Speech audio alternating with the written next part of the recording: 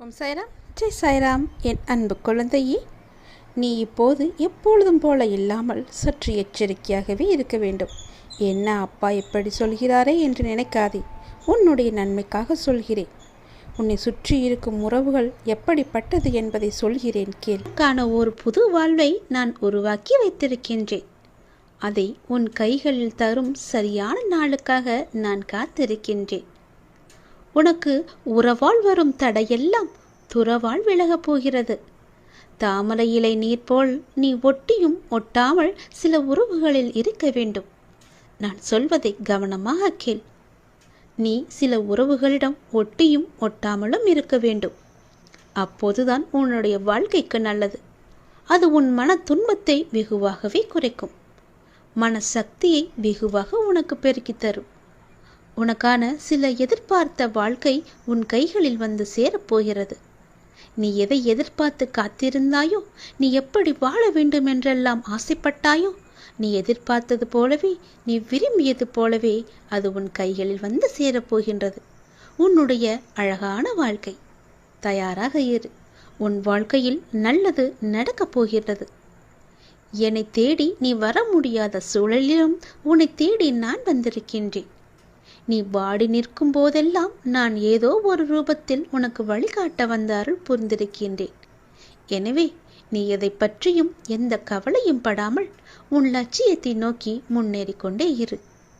இந்த ஆண்டில் உன்னுடைய லட்சியம் நிச்சயம் வெற்றி பெறும். சென்ற ஆண்டில் உன் கையில் வந்து சேராத வெற்றி இந்த ஆண்டு உன் கையில் வந்து சேரப்போகிறது. நேர்மறை எண்ணம் உனக்குள்ளே அதிகமாக இருக்கும்போது நான் அதற்கான பலனை நிச்சயம் தருவேன். எதிர்மறை என்பது அவ்வப்போது உன்னை எட்டி பார்த்தாலும், அந்த மாயை என்ற வலைக்குள் நீ சிக்க முயற்சித்தாலும் எல்லாவற்றையுமே தூசியாக துவம்சம் செய்துவிடும்.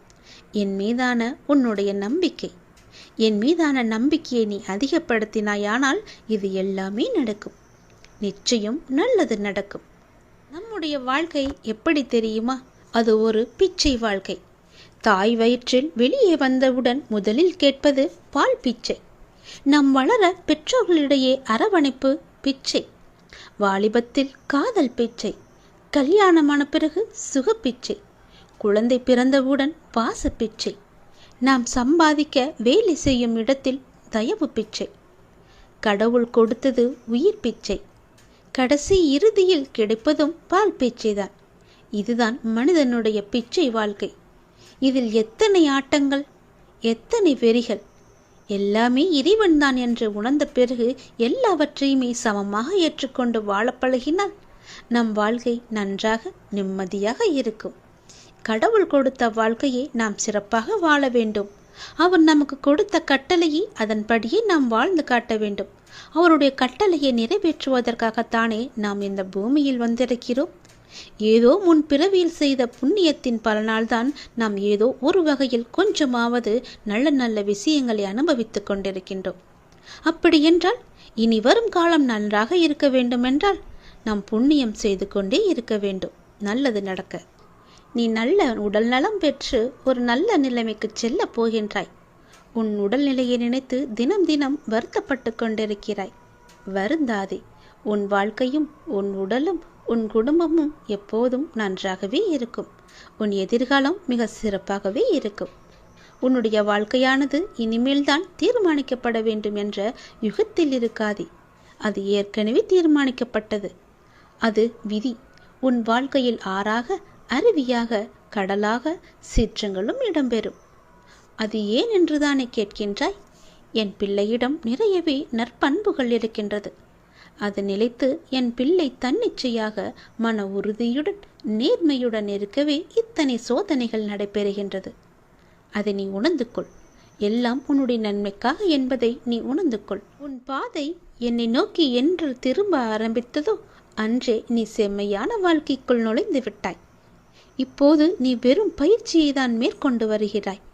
நிச்சயம் அதில் நீ முன்னேறி வாழ்க்கையில் வெற்றி என்ற கிரீடத்தை சூடறுக்கின்றாய். அதற்கான மாறுதல்களை உன் வாழ்க்கையில் இடம்பெறச் செய்துள்ளேன். கூடிய சீக்கிரம் அது உனக்கு நடக்கும். அது உனக்கு நன்றாகவே புரிய வரும். பணம் என்ற சொல் வெறும் காகித சொல் என்று இரு. அதற்கு முக்கியத்துவத்தை நீ கொடுத்து விடாதே. உன்னுடைய வாழ்க்கை என்னில் சங்கமித்து இருக்கின்றது. நீ நிச்சயம் நன்றாக இருப்பாய். என்னுடைய அருளும் ஆசையும் எப்போதுமே உனக்கு உண்டு. உற்ற தோழனாக உன் கூடவே நான் வந்து கொண்டிருப்பேன். உயிர் கொடுக்கும் தோழனாக எப்போதும் அருகில் இருப்பேன். எந்த ஒரு ஆபத்து வந்தாலும் என்னை அழைத்தால் போதும், மறுநொடி உன் முன்னால் நான் இருப்பேன். இடைவிடாத என்னை விசுவாசத்துடன் தொடரும் பக்தனுடைய உணவு தட்டு என்றுமே நிறைந்து இருக்கும்.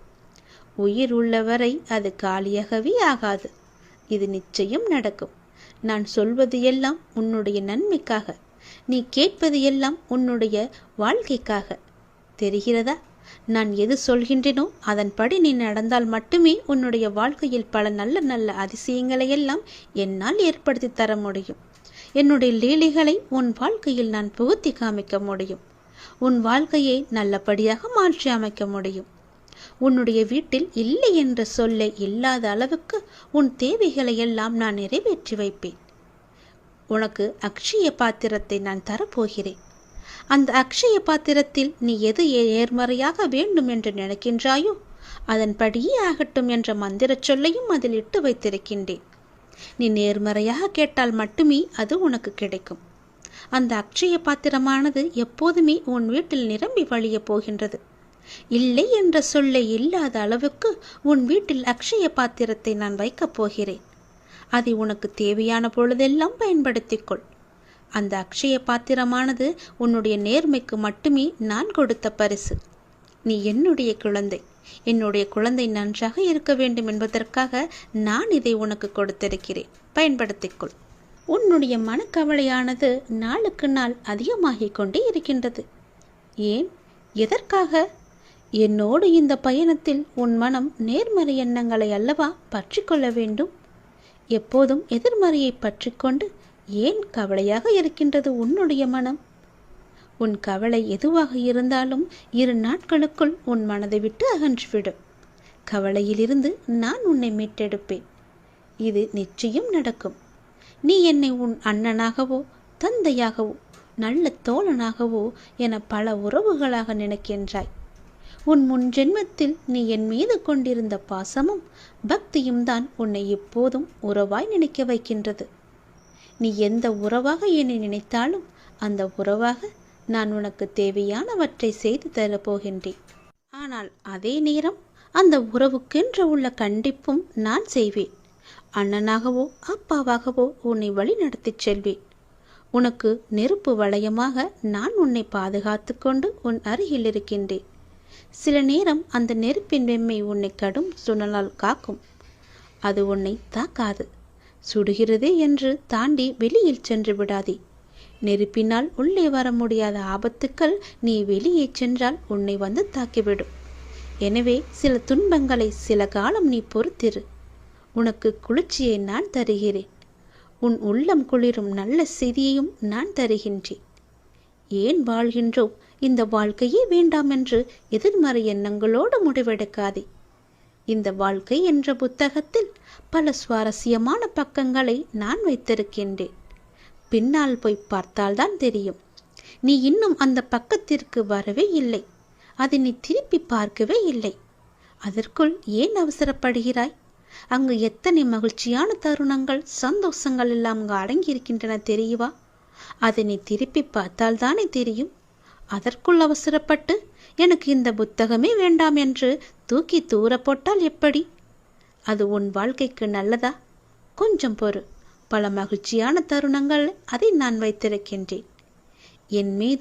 என் மீது முழு நம்பிக்கை வை. உன் நம்பிக்கையை நான் நிறைவேற்றி காமிக்கின்றேன். உடனே இதை நீ எந்த நொடி கேட்கின்றாயோ அப்போதே ஓம் என பதிவிட்டு விடு.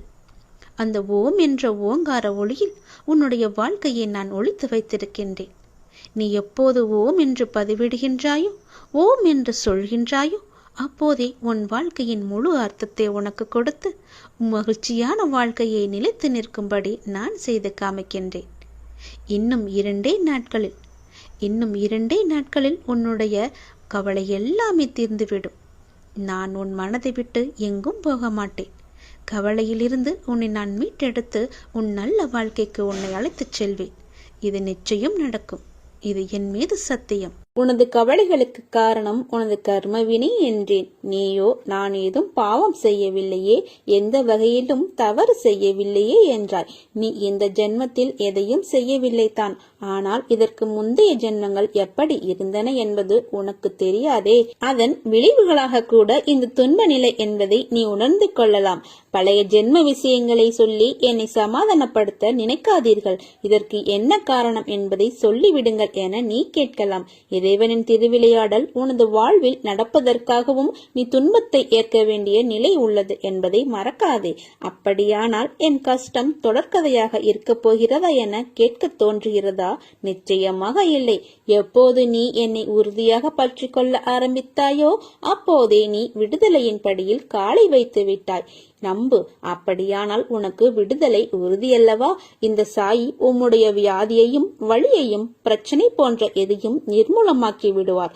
அனைவர் மீதும் கருணை கொண்ட இந்த பக்கீர் பாபா அன்புடன் உன்னையும் பாதுகாப்பார். இப்போது நீ பிரச்சனைகள் தடங்கல்கள் என்னும் கடலில் கழுத்து வரை மூழ்கி இருக்கலாம். துக்கமும் வேதனையுமாகிய படுகொலியில் ஆழமாக அமிழ்ந்து போயிருக்கலாம். அதை பற்றி வருத்தப்படாதே. அமைதியாக இரு. நம்பிக்கையோடு என் நாமத்தை இடைவிடாது சிந்திப்பவர்கள் துக்கப்படுவது இல்லை. என் மீது விசுவாசம் கொண்ட உனது துக்க நாட்களை முடித்து வைக்க எனக்கு வெகு நேரம் ஆகாது. எனது ஆலய படிகளில் கால் வைத்த பிறகு நீ சுகத்தின் மீதுதான் சவாரி செய்ய போகிறாய். எனது நாமம் உனது உள்ளத்திலும் எனது யோக சக்தியான உதி உன் நெற்றியிலும் இருக்கும் வரை எந்த கெடுதலும் உன்னை நெருங்க முடியாது. வேற்று மனிதர்களின் பேச்சு, அதனால் உமது நம்பிக்கை குலைந்தது. எல்லாம் பாபாவின் லீலை. உலகம் என்ன பேசுகிறது அல்லது எத்தகைய துன்பம் அளிக்கிறது என்பதை பற்றி யோசிக்காதீர். பாபாவின் சரணங்களில் உமது உள்ளத்தை நிலைநிறுத்தும். அப்போது பாபா உமக்கு சாந்தி அளிப்பார். எவன் ஒருவன் அச்சப்படாமல் என் மீது நம்பிக்கை வைத்து செயல்படுகிறானோ அவனை எந்த சூழ்நிலையிலும் நான் பாதுகாப்பேன். முதலில் எதுவாக இருந்தாலும் எதிர்கொள்ள தயாராகுங்கள். கவலைகளை இன்றோடு விட்டுவிடுங்கள். நான் உங்களோடு இருக்கின்றேன் என்பதை உணருங்கள். நல்லவர்களுக்கு சோதனைகள் வரும். அதில் அவர்கள் தோற்று போவது இயற்கை. ஆனால் அனைத்தையும் எதிர்த்து போராட வேண்டும். நிச்சயம் ஜெயிப்பார்கள். என்னை சரணாகதி அடைந்தால் நான் உங்களை பாதுகாப்பேன். ஏன் இவ்வளவு கோபப்படுகிறாய்? நீ பாடுபட்டு சேர்த்த நற்பெயரும் புகழும் சத்துருவான உன் கோபத்தால் நாசமடைகிறது. பொறுமையாக கவனமாக வார்த்தைகளை மற்றவர்களிடம் பேசும்போது பிரயோகப்படுத்தும் போது அவசரப்பட்டு வார்த்தைகளை கொட்டி விடாதே. வாழ்க்கையில் நீ சந்திக்கும் தோல்விகளால் மனம் சோர்வடைந்து இதற்கு மேல் நான் போராட முடியாது என்று நினைக்காதே. வெற்றி தோல்விகளை குறித்து கவலைப்படாமல் உன் லட்சியத்தை நோக்கி முன்னேறி செல். உன் கடமைகளை தவறாமல் செய். அந்த நம்பிக்கையே உன்னை வெற்றி பெற செய்யும். காரியத்தை செய்யும் முன் என்ன செய்கிறோம், எதற்காக செய்கிறோம் என்ற தெளிவுடன் செய்தால் அது தோல்வியே ஏற்பட்டாலும் அது உனக்கு ஒரு பொருட்டாக இருக்காது. அந்த அனுபவமே உனக்கு மீண்டும் அந்த செயலில் முயற்சித்து வெற்றி பெற இலகுவாக அமையும். உலகில் எவரும் எல்லாவற்றிலும் சரியான செயல்பாடுடன் இருக்கும் உடலோ மனமோ இல்லை. அந்த வகையில் அனைவரும் ஏதோ ஒரு விதத்தில் ஊனமுற்றவர்களே. எனவே மற்றவர்கள் உன் ஊனத்தை குறை கூறுவதை கேட்டு வருந்தாதே. அவர்களும் ஏதோ ஒரு வகையில் ஊனமுற்றவர்களாகவே இருக்கிறார்கள். எது உன் கடமையோ அதை ஆனந்தமாய் விரும்பி பிரியமுடன் செய். அப்போதுதான் உனக்கே ஒரு உத்வேகம் இருக்கும். வாழ்வில் வெற்றிகளும் குவியும். உன்னுடைய செயல்களை மாற்றி அமைக்கப் போகிறேன். உனது பாரத்தை என் மீது சுமத்து. உன்னுடன் நான் இருக்கிறேன். உன்னை நான் எந்த நேரத்திலும் கைவிட மாட்டேன். நிழலாக என்றும் உனக்காக நீ செல்லும் இடமெல்லாம் ஏதாவது ஒரு ரூபத்தில் உனக்கு துணையாக நான் இருப்பேன். உன் காரியங்கள் அனைத்தும் நிச்சயம் வெற்றி பெறும். வாழ்க்கை என்பது நெடுந்தூர பயணம். அந்த பயணம் சில இடங்களில் வலிமிக்கதாய் இருக்கும். அந்த நேரம் மனம் தளராதே. நிச்சயம் அவைகள் எல்லாம் உன்னை பலவீனமாக்க என்று கருதாதே. உன்னை பக்குவம் அடைய செய்வதற்கே. சில விஷயங்களை புரிய வைக்கவே இந்த நிகழ்வுகள். உன்னை நீ தயவு செய்து வெறுக்காதே. நீ நினைக்கின்ற செய்கின்ற செயல்கள் எல்லாம் என்னை பதற வைக்கிறது. உனக்கு ஒன்றும் இல்லை. வீணாக எதையோ நினைத்து குழம்பாதே.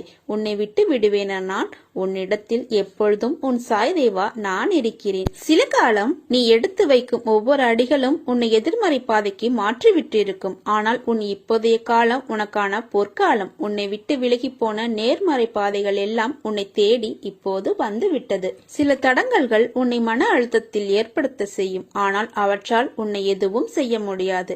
என் பார்வையில், என் கையில், என் மடியில் இருந்தும் வளரும் என் பிள்ளை நீ. அதை ஞாபகம் வைத்துக்கொள். உனக்குள் தைரியம் என்ற வார்த்தை இரத்த ஓட்டத்தில் இருக்கிறது. அதை நினைவு கொண்டு நட. நீ எதற்கும் பயப்படாதே, கலங்காதே. உன்னில் நிச்சயம் வெற்றி என்ற தீபத்தை நான் ஏற்றுவேன். நீ ஜெயமாக எல்லா செல்வங்களையும் பெற்று வாழ்வாய். லோபம், டாம்பிகம், மன அழுக்கு, கபடம், பொய் முதலியன யாரிடம் இருக்கிறதோ அப்படிப்பட்டவர்கள் என் தரிசனம் பெற்றாலும் அவர்களுக்கு கிடைக்கும் பலன் தாமரை இலையின் மீது தண்ணீர் போன்றதே. அவைகளை வெளியேற்றிய பிறகு மறு நிமிடமே அவர்கள் என் அனுகிரகத்தை பெறுவார்கள். எல்லா சந்தர்ப்பங்களிலும் உன்னை அன்போடு அரவணைத்துக் கொண்டு தான் நான் இருக்கிறேன். என் பிள்ளை, உனக்கு செய்ய வேண்டியதை தக்க சமயத்தில் நான் செய்வேன். சற்று பொறுமையாக இரு. என் மீது நம்பிக்கையாக இருக்கும்போது உனக்கான நியாயத்தை நான் செய்யாமல் போவேனா? நீ இழந்த அனைத்தையும் மீண்டும் பெறுவாய். அதற்கு நான் பொறுப்பு. நீ விரும்புவது தாமதமாவது உன் கர்ம வினையால். உன் சந்தோஷத்திற்காக உன் கர்மாக்களை தட்சணையாக நான் எடுத்துக்கொண்டு உனக்கு புண்ணியத்தை உண்டாக்கி கொண்டிருக்கிறேன். உன் கர்ம வினைகள் விரைந்து முடிக்கவே நானும் போராடி கொண்டிருக்கிறேன். அதுவரை நீ அமைதியாக இரு.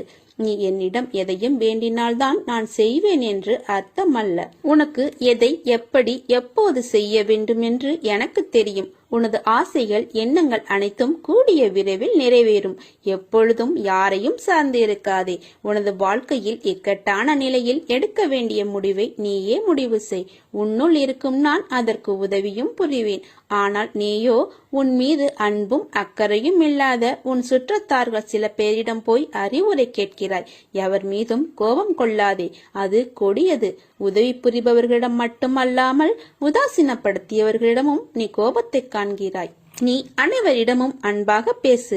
நீ வருத்தப்படுவதால் எதுவும் மாறாது. நம்பிக்கையோடு கம்பீரமாக உன் குறிக்கோளை நோக்கி நீ போய்கொண்டே இரு. நீ உன் குறிக்கோளை அடைய நான் துணை இருப்பேன். இது என் சத்திய வாக்கு. நான் உன் முன்னேதான் சென்று கொண்டிருக்கிறேன். உன் செயல் அனைத்துமாக உன் சாயப்பா நான் இருப்பேன். நீ என் பரிபூர்ண அருளும் பெற்ற அன்பு குழந்தை நீ. பாபா எப்பொழுதும் தனது பக்தர்களின் குறைகளை கண்டறிந்து தீர்த்து வைக்க தயாராக இருக்கிறார். பாபா பக்தர்களுக்கு மட்டுமே சாத்தியமாகிற விஷயம். தன் பக்தனுக்கு அருளை மட்டுமின்றி பொருளையும் நம்மை கேட்க வைத்து கொடுக்கிறார். அளவைத்து தீர்வு தருகிறார். சிரிக்க வைத்து சிந்திக்க வைக்கிறார். தனக்காக வேண்டிக் கொள்ள வரவழைத்து பிறருக்காக வேண்ட வைக்கிறார். தந்தையாக, தாயாக, சகோதரியாக, சகோதரனாக, பிள்ளையாக, நண்பனாக, எல்லாமாக உறவு முறைகளிலும் அவர் உதவ தயாராக இருக்கிறார். ஆனால் உணர்வுகளை சேதப்படுத்தும் எந்த வடிவத்தையும் அவர் ஏற்பதில்லை என்பதை புரிந்து கொள்ள வேண்டும். பாபா 4 வழிகளை தவம், தானம், கேள்வி, யோகம் நமக்கு கற்பித்து 5 புலன்களை தாமாக அடங்க வைத்து ஆறுதலை தருகிறார். ஆத்மார்த்தமாக அவரை வணங்கும் போது அவற்றை நாம் பெற்றுக்கொள்கிறோம். உனக்கு ஏன் இந்த கண்ணீர்? உன் கண்ணீர் துளியின் வெப்பம் சலனமாக கொதிக்கின்றது. ஏன் இவ்வளவு கொதிப்பு? உன் வாழ்க்கையில் நடந்தவையெல்லாம் ஒரு காரணத்திற்காகத்தான். நல்லதுக்கே நடந்திருக்கிறது. அதை நான் என் உயிரான உனக்கு நான் நடத்தி வைத்தேன். உன் தந்தை நான் இருக்கிறேன். உன் கண்ணீர் துளியின் வெப்பத்தை உணர்ந்து என் மனம் வலிக்கிறது. நான் வாக்குறுதி கொடுத்திருக்கிறேன். நீ இழந்த மதிப்பை 100 மடங்கு திரும்ப பெறுவாய். உன்னை நோக்கி வெற்றி என்னும் படிக்கட்டு தயாராக உள்ளது. நீ அதில் முன்னேறி செல்வாய். நீ எதற்கும் கலங்காதே.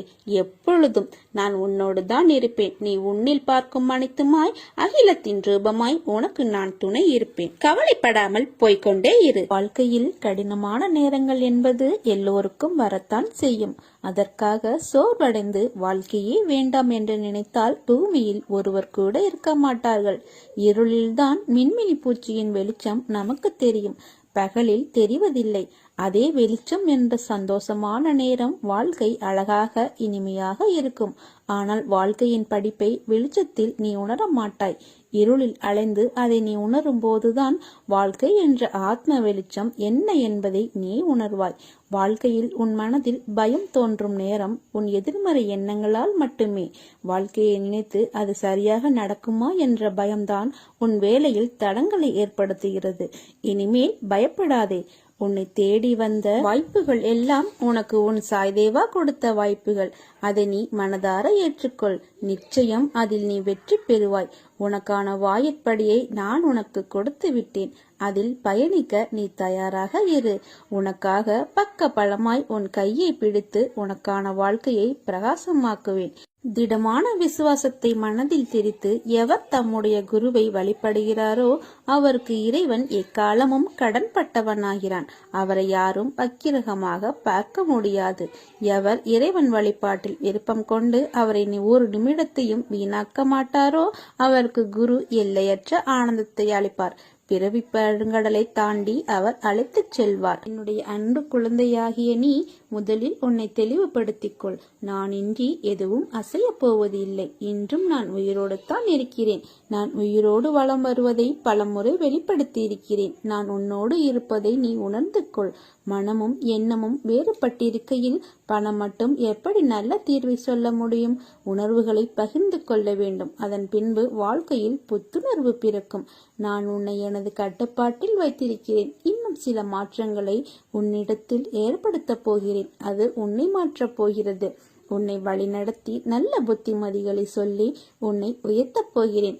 உனது பிடி என்னிடம் உள்ளது, மறந்து விடாதே. அனைத்தையும் கையாளும் போது கவனமாக கையாள வேண்டும். உன்னிடமிருந்து எனக்கு என்ன தேவை தெரியுமா?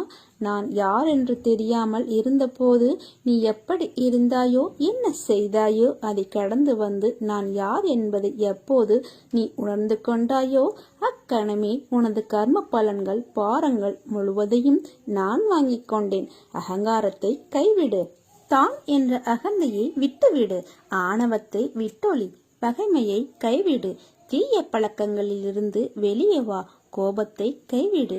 நிதானத்தை கடைபிடி. உனது ஐம்புலன்களையும் அடக்கி வாழ கற்றுக்கொள். கண்களை அலைப்பாய விடாமல் யாரையும் தூற்றி பேசாமல் இரு. பிறர் விஷயத்தில் தேவையில்லாமல் அக்கறை காட்ட நினைக்காதே. இது என் அறிவுரை. இதை நினைவில் நிறுத்திக்கொள். இனி அனைத்தும் உன் வசம் மாறப்போகிறது. நீ மாறப்போகிறாய். பொறுமையாக இரு. நம்பிக்கையோடு இரு. நம்பிக்கைதான் வாழ்க்கை. அப்பா, நான் இருக்கிறேன். என்னை சரணாகதி அடைந்தால் நான் உன்னை பாதுகாப்பேன். வாழ்க்கை என்ற பாதையில் நாம் நெடுந்தூரமாக செல்கிறோம் என்பது நம் எண்ணம். ஆனால் பயணிக்க தூரம் சின்னதுதான். அதில் நாம் என்ன புரிந்து கொண்டோம் அதுதான் நாம் பயணத்தின் அளவை நமக்கு காண்பிக்கும். என்றைக்கும் அந்த அளவு உனக்கு நிறைவாய் வேண்டும் என்றால் உன் மனதை தூய்மையாக வைத்துக்கொள். வாழ்க்கையில் ஏற்றமும் இறக்கமும் நிகழ்ந்து கொண்டே இருக்கிறது என வருத்தப்படாதே. முதலில் ஒன்றை புரிந்து கொள். வாழ்வில் நிலையுள்ளவை என ஒன்றும் இல்லை. தற்காலிகமாக நிகழும் சூழலுக்கு சில விஷயங்கள் நிலையுள்ளவையாய் உள்ளது. நிலையான ஒரு இடத்தை கண்டுபிடிக்க சில படிகளில் நீ எதிர்பார்ப்புடன் ஏறி போவாய். உன் எதிர்பார்ப்பு உனக்கு கிடைக்கவில்லை என்றால் அதே படியில் இறங்கி வருவாய். மறுபடியும் இதை செய்வாய். உனக்கென்று ஒன்று கிடைக்கும் வரை. கிடைத்துவிட்டால் அங்கே பொருந்திக் கொள்வாய். அப்படி இருக்கையில் உன் அம்மாவாக அந்த இடத்தில் உன்னை நான் யோசிக்கிறேன். அதற்கு நீ கண்ட வழிகளும் துன்பங்களும் அலைச்சலும் ஏராளம். ஆனால் யோசிக்கும் போது உனக்கு இன்னும் அனுபவம் தேவை. அதனால்தான் உன்னிடத்தில் மாறுதலான சூழ்நிலைகளை கொடுக்கிறேன். அந்த வழியை உனக்கு காண்பித்த நான் உன்னை அதில் வெற்றி பெற செய்ய மாட்டேனா? உன் சாய்தேவா பற்றி நீ புரிந்து கொண்டது இவ்வளவுதானா? நிச்சயம் உன்னை நல்வழிப்படுத்தி உன் கவனத்தை அதில் திருப்பி வெற்றி பெறச் செய்வேன். நன்றாக ஞாபகம் வைத்துக்கொள். ஒன்று உன்னிடத்தில் நடக்கவில்லை என்றால் அதைவிட உயர்ந்த மேலான விஷயங்கள் நடக்கப் போகிறது என்று அர்த்தம். அதனால் நீ எதற்கும் பயப்படாதே, கலங்காதே. உன்னில் நிச்சயம் வெற்றி என்ற தீபத்தை நான் ஏற்றுவேன். உன் வாழ்வில் இனி என்றும் ஆனந்தமே இருக்கப் போகிறது. கவலைகளை மறந்து என்னிடம் வந்து உட்கார். என்னையே நீ தியானி. என் மீதே மனத்தை வை. நடக்கப் போவதை அமைதியாய் பார்த்து கொண்டிரு. வானம் உன் மீது விழுந்தாலும் கவலைப்படாதே. உன்னை காப்பாற்ற நான் இருக்கும்போது இந்த கவலை எதற்கு? கலங்குவதால் என்னிடமிருந்து நீ தூரமாகிறாய். என்மேல் நம்பிக்கை இருந்தால் என்னால் உனக்கு முடியாத காரியம் என்று எதுவும் இருக்க முடியாது. நான் இருக்கிறேன். எதுவும் நிரந்தரமில்லை. எல்லாம் ஒரு நாள் மாறும். நான் மட்டும் உன்னை விட்டு மாற மாட்டேன். என்னிடம் தஞ்சம் புகுந்தவர்கள் எத்தனை ஜென்மங்கள் எடுத்தார்களும் அவர்களை தாங்கி நிற்பேன். நான் இருக்க பயமேன். இது வெறும் வார்த்தை அல்ல, என்னுடைய சத்திய வாக்கு. என் மீது நம்பிக்கை, பொறுமை இவற்றை மட்டும் வைத்துவிட்டு நீங்கள் உங்கள் வேலைகளை பார்த்து கொண்டே இருங்கள். மற்றவற்றை சாய்பாபா பார்த்து கொள்வாள் என்ற நம்பிக்கை மட்டும்தான் நான் உங்களிடமிருந்து எதிர்பார்க்கிறேன். நல்லதே நடக்கும். சாயிருக்க பயமேன். ஓம் சாய்ராம். ஜெய் சாய்ராம்.